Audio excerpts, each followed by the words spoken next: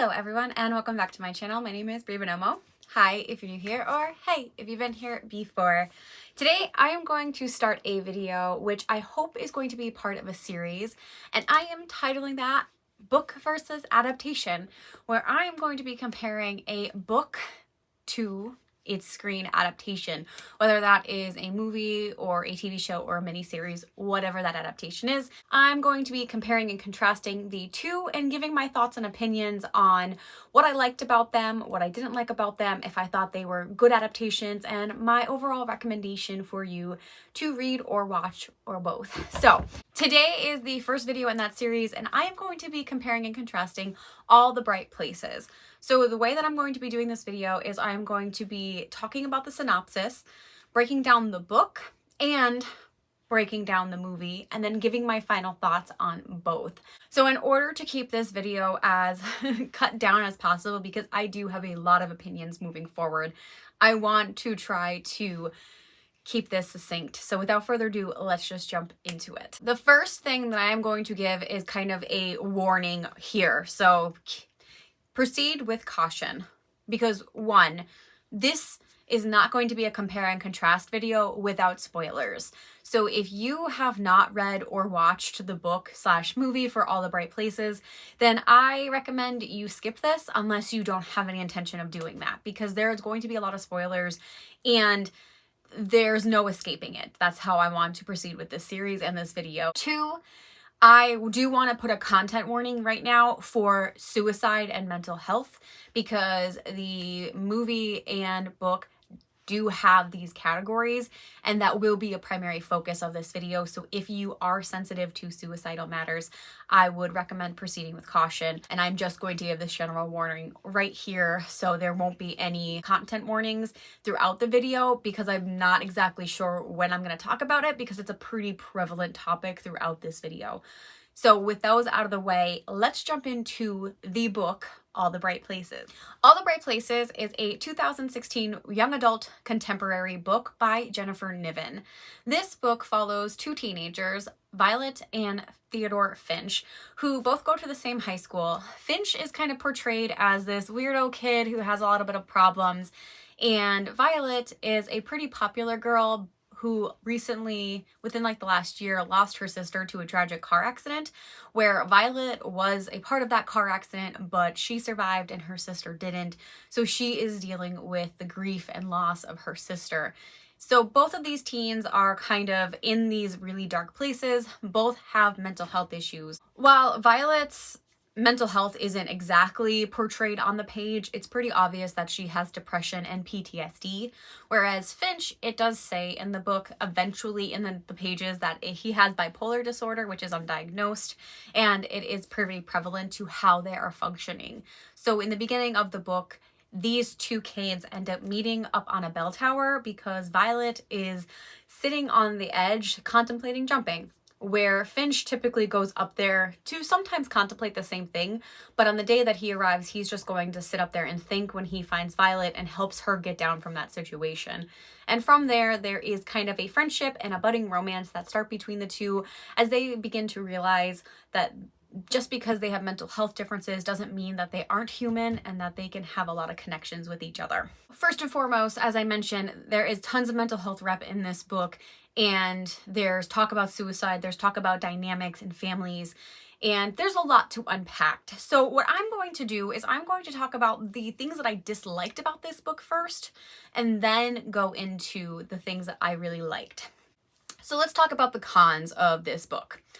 I will definitely say that typically with young adult romances, especially when you're bringing in these hard-hitting topics, sometimes I worry that the hard-hitting topics are going to be overshadowed and or romanticized because of the relationship that is forming in the pages. So keep in mind, my initial thoughts going into this book was I wasn't sure if I was going to like it. I was a little worried that the romance was going to overshadow the rep. I was afraid that the rep wasn't going to be realistic and potentially harmful for people who are reading this book, whether or not they have symptoms or they know someone experienced this. I was really afraid that the rep wasn't going to hit the nail on the head And as is common, I was just really afraid that it was going to romanticize the mental health representation, because that has been done quite often in the past with young adult literature. However, I was pleasantly surprised. So going back to the cons, some of the things that I didn't like about this book was there was an overemphasis on sex. Now, I don't know what it is about young adults, particularly with like the 2000s and the 2010s, where sex seems to be the sole focus of a teenager's existence. And I'm not denying that as a big part of growing up, because as a therapist working with teens and kids, that starts to become a social norm for them at this age. And there are a lot of emphasis on sex and sex education and becoming aware of your body, becoming aware of urges and needs. So that's definitely a valid thing. But this book had it was too much. Basically, there's a lot of like banter back and forth at times where they are talking about like sex explorations and who slept with who, and every time someone's on the page, it seemed, for especially in the beginning of the book, I was like, why are all these children having sex with each other? So it was just a little jarring. And again, as a therapist who works with teens, I know it's a little bit of a different dynamic between a therapist and a kid versus two kids, but I work around a ton of kids. I have had kids talk to me about sex and various things under that umbrella, and they don't talk the way that they did in this novel, particularly because the conversations when they were having sex literally sounded like 20-year-olds. It just did not fit, because again, you have to remember when you're a kid, like, you still have boundaries. Not every kid does, and we will get to that later, put a pin in it. But there's going to be things where like not everyone is going to be out having sex all the time, like not having supervision. So I don't know, it was just a lot, and that kind of rubbed me the wrong way. Thankfully, it did start to calm down once the book started going and getting into the two main characters. But in the beginning, like, talking about which teenager is like good at sex and like who as a partner, it was a lot. So just be aware of that. In addition to those conversations, in general, sometimes the conversations of the teens were a little stilted and seemed a little bit more mature. I've had very mature conversations with kids. Even some of my 11-year-olds I work with have had very engaging and mindful conversations about their lives. But it's not an every conversation thing. I can be with a kid, like it'll take the 11-year-old, right? I could be with an 11-year-old, for instance, and having like such an engaging conversation about their mental health. And at my next session, they're making farting noises and they're talking about like who they're gonna beat up because they like lost a game to. They're still kids and they're still processing. So yeah, let's give them props when they are processing and having a mature conversations. But they're still learning. So having a conversation that seems so mature every single time is not realistic. And that is definitely a me thing. I do like books where the teenagers are acting smart, because I know teenagers are smart. I used to be that teenager that wanted to be like wisdom beyond her years because that was the type of pretentious teen I was. But overall, their conversations weren't always realistic, so sometimes I just had to roll my eyes at like the language and the dialogue. But all in all, that is pretty much the cons that I have. Just those 2 points of the whole over-sexualized teenagers and unrealistic conversations. Otherwise, the book really, really surprised me. So let's get into the pros of the book. The main thing that this book had going for it was its mental health representation. I seriously was blown away. I don't think, when I was looking into Jennifer Niven, she doesn't have a like psychology degree or anything like that, but she did use a lot of her own personal experience with, I believe she lost her own sister and suffered from PTSD and stuff like that. So there is a lot of her own personal experience in this book, but either way, the mental health representation was spot on. So whoever she went to do her research, whatever, I'm going to give Jennifer Niven props, because this was one of the best representation books that I've seen, especially for bipolar disorder. So let's break down the diagnoses that we saw in this book. First and foremost, we have Violet. Violet lost her sister in a tragic accident that she was also a part of. I could see Violet having quite a few problems. They really put emphasis on her depression in this book, and I think that that is so well done.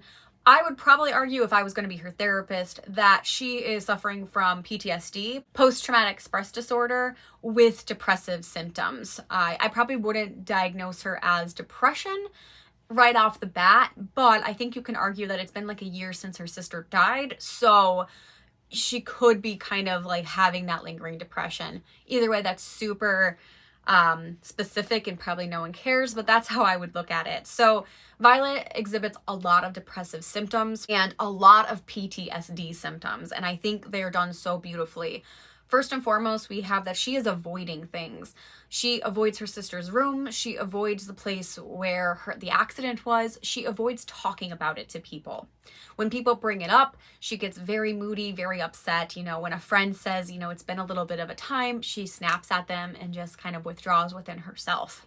She's also clinging to the past, and I probably would assume that she has some of like survivor's remorse and survivor's guilt because her sister's not there, and she wears her sister's glasses throughout the book, even though they're not her prescription, but she wants a piece of her. So she wears her sister's glasses around even though they don't fit her properly, and in the beginning of the book that you find out that Violet is an aspiring author.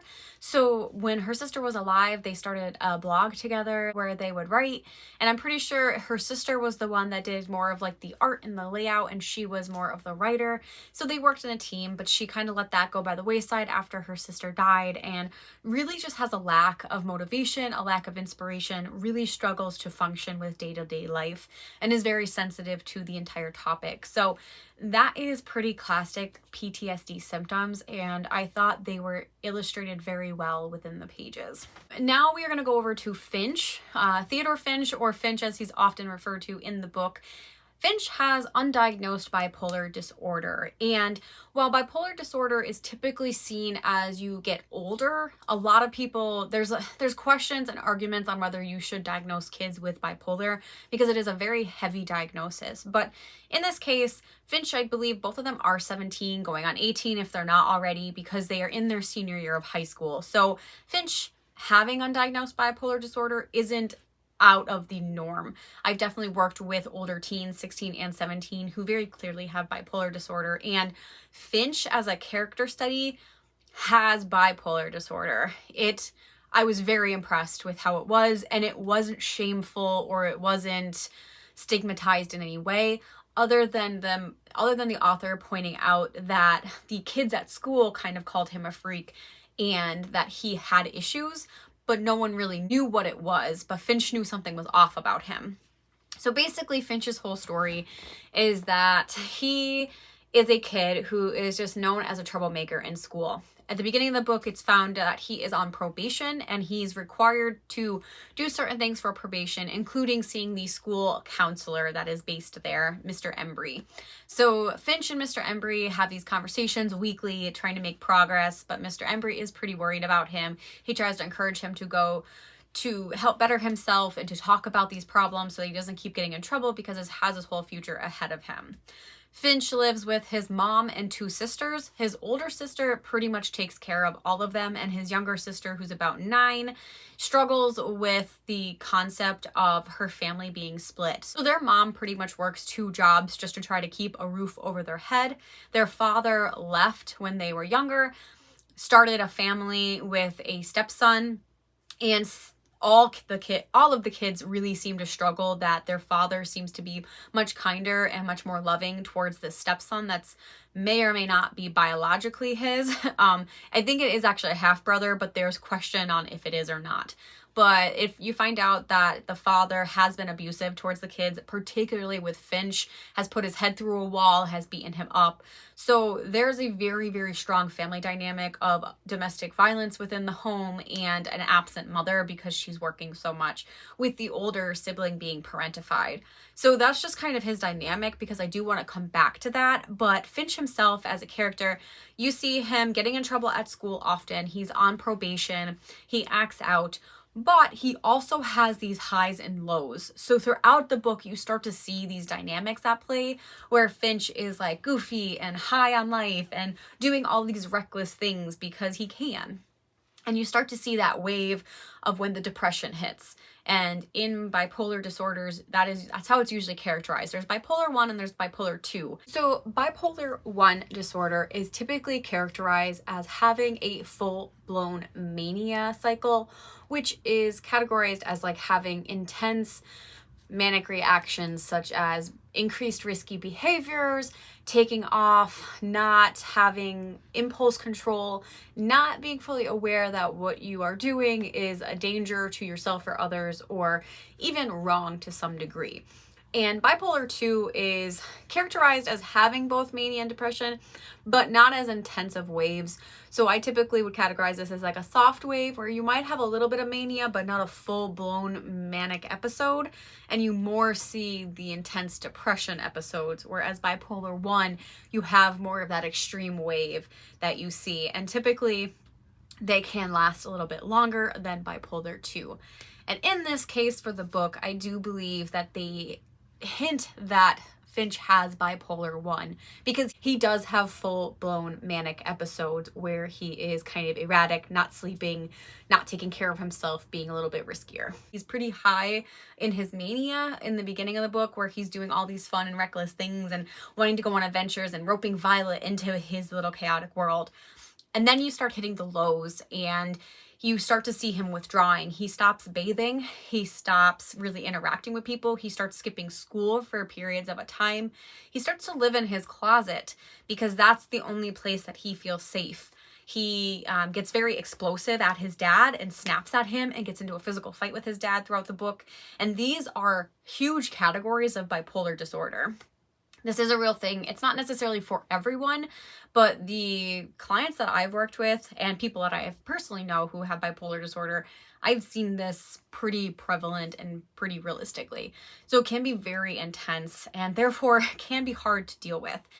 So we see this characterized with Finch very clearly. And for that reason, I think the bipolar disorder hits the nail on the head because you also see the interactions with the students who don't understand what he's going through. And I thought that was very realistic because unfortunately, many people, not only kids, but adults just don't understand the nuances of mental health and how that can also come out in our behaviors and our perceptions of the world. So when you're seeing this, it's just so true that kids are going to call him a freak, are going to say that he's the weirdo, that he's up to no good, that he's going to go nowhere in life because all they're seeing is his outward behaviors and not what's internally happening to him. So overall, I mean, it's heartbreaking. It's a really rough time to read in some ways because it's so true. And now with all of this, I want to kind of shift the perspective onto his family dynamic because this book, for being a contemporary and a shorter book, the amount of details that the author puts into this book are just so mind-blowing because of how well they're woven in and how accurate they are to real life cases. Case in point, as I mentioned earlier, this book does deal with suicide because you start the book with two kids who have various encounters with suicide, and then at the end of the book you do find out that Finch goes missing for a few days and you do find out that he does kill himself and Violet is the one to find his body.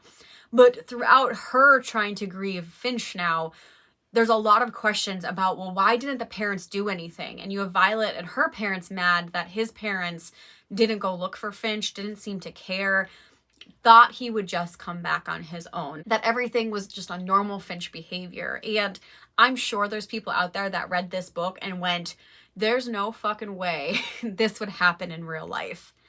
And as someone who worked with high risk, high behavioral children at my last job and do still work with some of them on a regular basis, this 100% happens, unfortunately. This so happens, and it's the most challenging cases to work with, especially when you have a family who is just struggling to survive and meet their basic needs. Case in point, Finch's family, his mom was in probably an abusive relationship with his father, and his father definitely abused the kids at some point physically. So you have this dynamic where mom is now trying to separate herself and just keep food on the table, and you have an older sister who's just trying to manage the best that she can as well. So it might seem cold and callous, but if you have a family that's so used to seeing this behavior over and over and over again, and there seems to be no answer, you do just kind of accept it as a norm. So if Finch takes off all the time, it doesn't shock me that the mom was just like, well, he'll come back, you know, this is just what he does. Because I've worked with parents who have told me that straight up, that like, well, you know, it's just what they do, so we'll get over it. Like, this always happens, you know, we go into waves. Conversely, I've also worked with parents who are at a point where they're just so sick and tired of the behavior and trying to manage both their child's behavior as well as their own life and managing other kids and their job and whatever they have to do, that they stop caring in a way. And not that they don't care about their kid, but they just can't keep giving the same energy to dealing with their kid and dealing with the behaviors that are there. So it's easier if they can say, well, he's on probation, so probation can handle it. Or they're with a therapist, so the therapist can handle it. It's easy to do that when you have so many other things dividing your attention. And I'm not saying it's an excuse for any reason, but I see it happen so often. So I want to just normalize this here, because if you read this book and you think, well, these parents are absolute shit, it's real life. So as hard as it is to swallow, it definitely happens. And this Finch could have embodied like 20 of my past clients easily. Like the mannerisms of the bipolar, the mannerisms of the family dynamic, the mannerisms of school behavior and fighting and aggression. I've had several Finches as clients before, so it didn't surprise me at all. And I think actually that's why I liked this story so much, because it was one of the most accurate stories I've ever read depicting a kid who just has a troubled home life, and that bleeds over into everything else in their life. So a big thing with Finch, and I think this is why it was kind of what ended up leading to his suicide, is that his bipolar disorder is undiagnosed and there's nothing in check for him to get help with. When you have so much going on in your head, and I'm not saying that medication's always the answer, but not actually being able to open up or regulate yourself is going to be really, really hard to manage everything in your head, which is why I think we see his moods going so up and down all the time throughout this book. And overall, they were starting to hint at that towards the middle bit of the book, where his counselor at school suggests, you know, have you ever heard of bipolar disorder? And encourages him to try to look into this more, to get it, like basically get an evaluation is what I read. But we don't ever see that. And unfortunately, I think he's just was so depressed at that point, and like that mania coming back, like he was probably in the middle, which is why I think we ended up seeing the route that he took. And it was heartbreaking, but just seeing bipolar disorder in real life, it is a really hard disorder if it's not managed. And again, what a lot of times people see too is that you can take medication because medication will help the depressive symptoms. But when people are in their mania and they're feeling on top of the world, often, not everyone, but often people will stop taking their meds because they're like, I'm fine, I'm great, I feel great, I'm just not gonna take my meds anymore. And then as soon as they crash so hard because now they don't have their meds to balance them out. So I'm sure that we could have also seen that discussion in there, but it was, I think, good that we didn't have that component in, because it would have been a lot to unpack the way it is. So that would just added a little bit more of a complication. But overall, I just really think the representation was 100% accurate. I would probably be recommending this book moving forward for anyone who wants a good mental health rep, but I was just really impressed. And I do think there's a lot of little nuances that I'm not going to get into just because I think you should go read the book.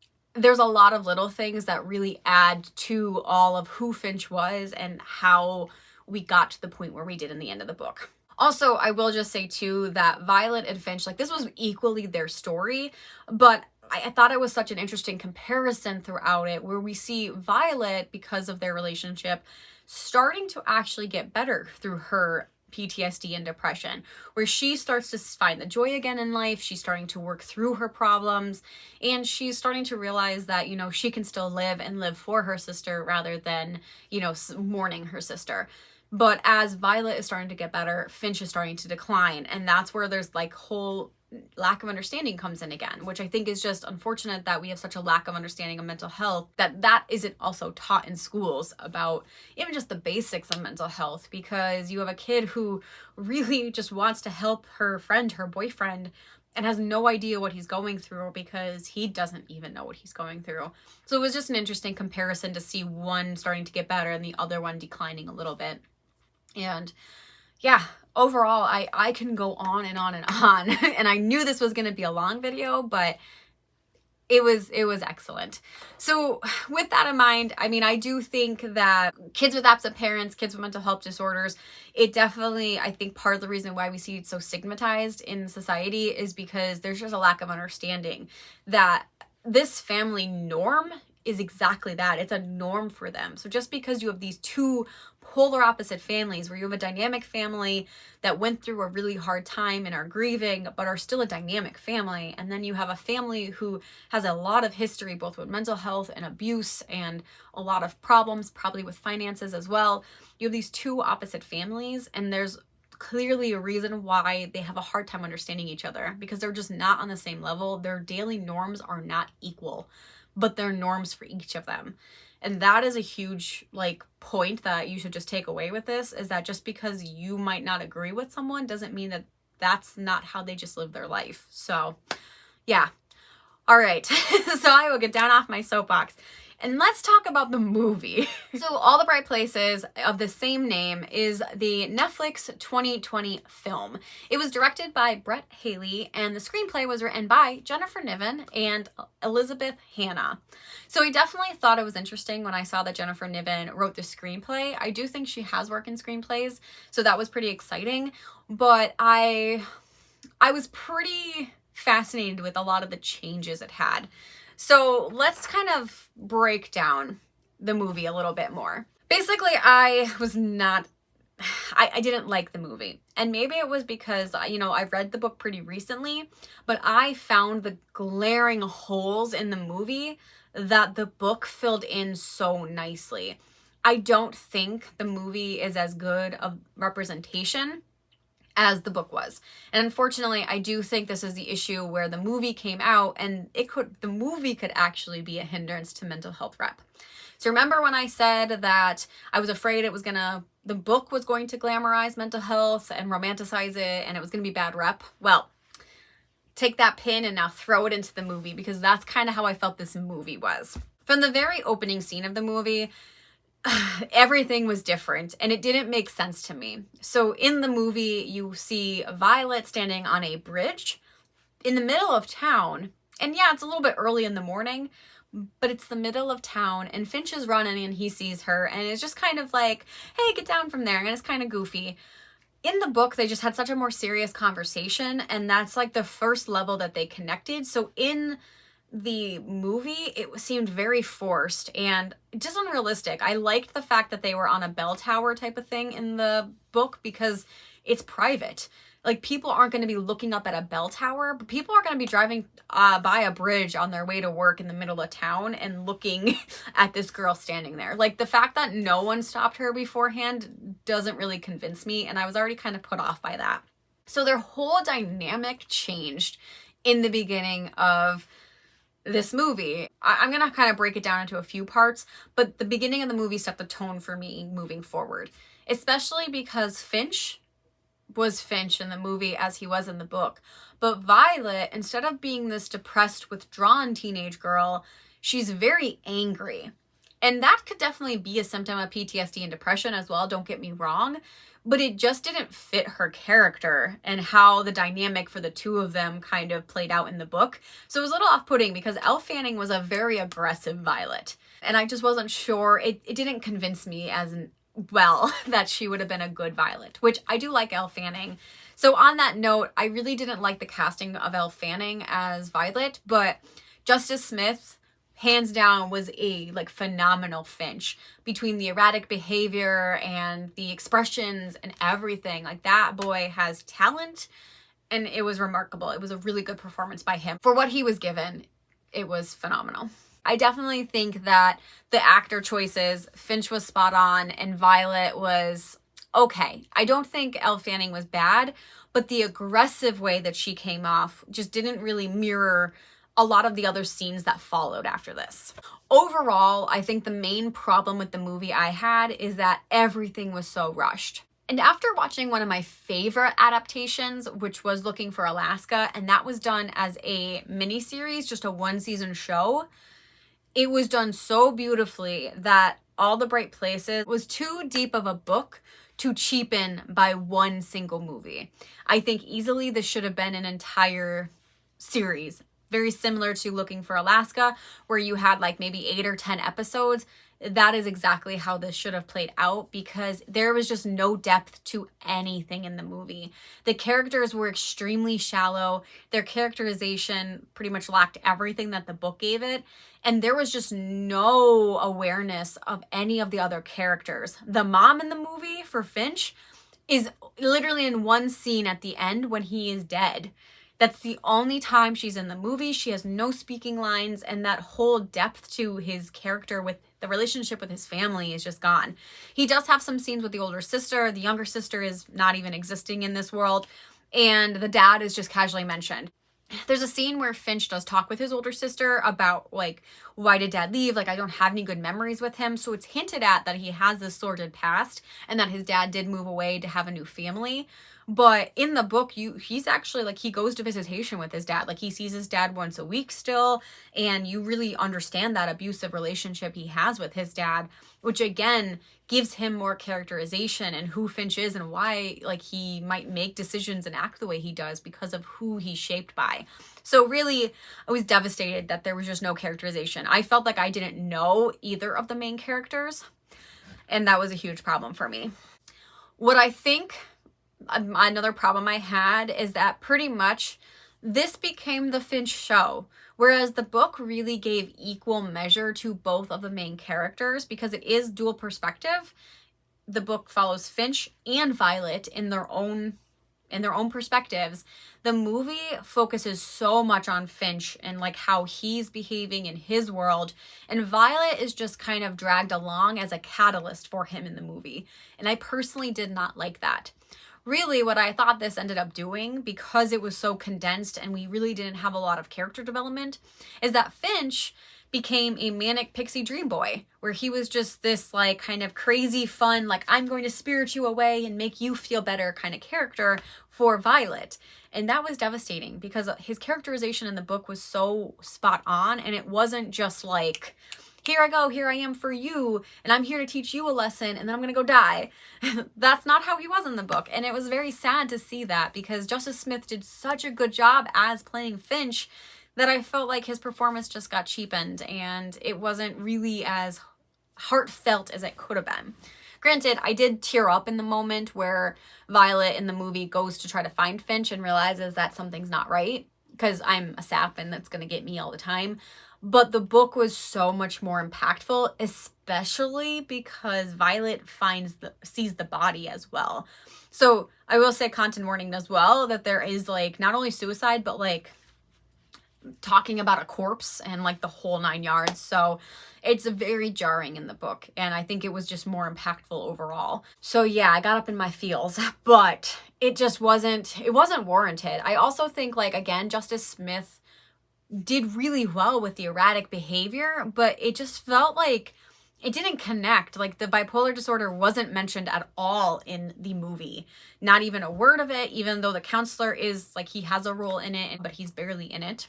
So I was kind of devastated that they didn't even bring up the representation in the movie, but still had him acting the same way.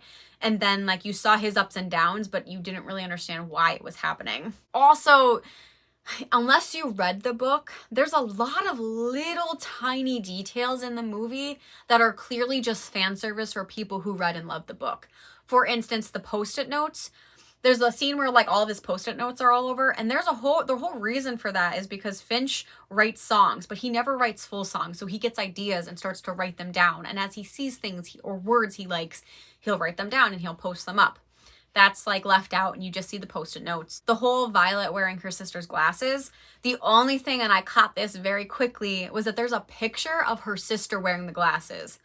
And you see Elle Fanning's character like wearing the glasses, but it's never said that they're her sisters. Just that one quick glance of her sister wearing the glasses in a photo. That's it.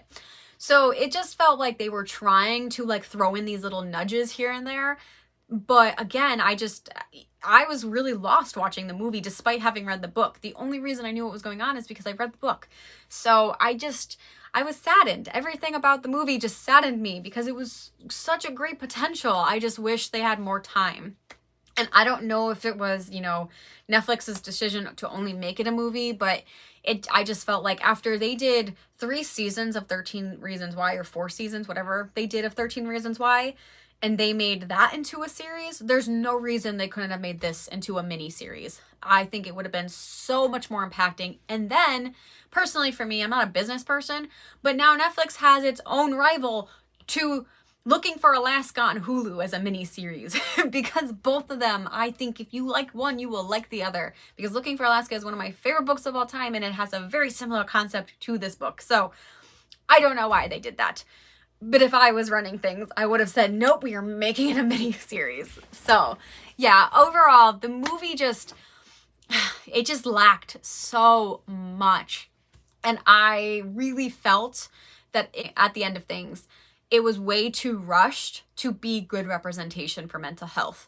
None of the mental health rep was actually mentioned at all. And then there's a support group that happens in the book, and they kind of shove that in the movie, and they bring a character in, but the character just seems so out of place because it's like supposed to be a school character named Amanda, and she has a pretty big role in the book, but she's just like literally dropped into this support group, and Finch and her seem like they're supposed to be friends, but in the book they're not. So like it tries to grab all the best parts of the book without any of the work that led up to it. So overall, I was just disappointed. I do think that Justice Smith is an excellent actor and he deserves all the credit. I think he held this movie together for me, and seeing his performance was well worth it. I can easily see him going on to doing great roles in the future.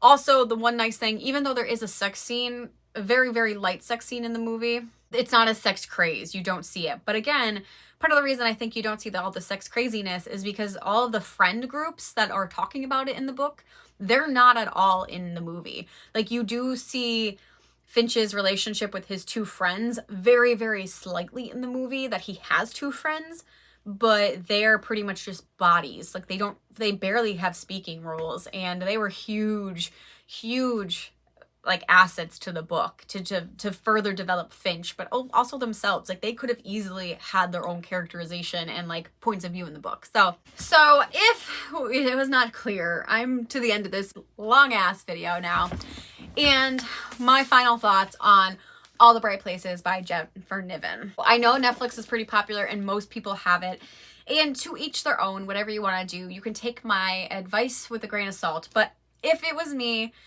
I would probably say you should go read the book. Personally, I would probably skip the movie altogether, but I understand if you have time commitments and a movie is easier. I still think that overall you should definitely read the book if you are interested in it, especially if you are interested in good mental health representation. This book did have it. Despite some of the weird quirks in conversations and all the sexness that the teenagers are going through, it is a really good book and it's very hard hitting. So if you are able to handle suicide talks and conversations, then I think this would be a good book to discuss. And if you are someone like me who is a therapist to teenagers, personally, like, I would obviously be selective with which clients I would give this book to, but this is 100% going to be a book that I would recommend to some of my clients moving forward, because I think it can really help a lot of them understand themselves and others so well. So there you have it. That is my lengthy discussion of a compare and contrast to All the Bright Places by Jennifer Niven. I hope that this was in some ways informative for you, and I hope that you enjoyed this first deep dive comparison. If this is something that you enjoyed, please give it a thumbs up and consider subscribing, because that means I can give you more content like this. And let me know down below, have you read the book or watched the movie, and what were your thoughts on it? Are there points that you agree with, or is there something that you want to argue with me about? Let me know. I encourage friendly discussion down below, and I look forward to seeing what you guys think of this. I post videos every Tuesday and Friday, and until the next time, I'll see you then. Bye.